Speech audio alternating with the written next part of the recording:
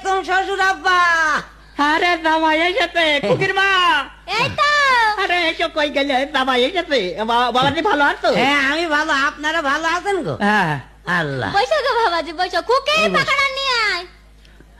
আল্লাহ, আব্বা তো আসার সময় বললো শ্বশুরের সাথে আলাপ সালাপ করো, গুমরামুখী থাকলে কিন্তু আবার বলবে জামাই আলাপ ভোলা মতো, এই জন্য তো আলাপ করা লাগে। কি দিয়ে বা শুরু করি আলাপ? ও আচ্ছা, পাইছি। হ্যাঁ শ্বশুর আব্বা, হ্যাঁ কি বলছিলাম আপনি কি বিয়ে করে আছেন? ধর বাপু, বিয়ে না করলে ওই মেয়ে পেলে করে, আর তোমার শাউরি এলো কানতে। তা কার সাথে বিয়ে করেছেন আগা?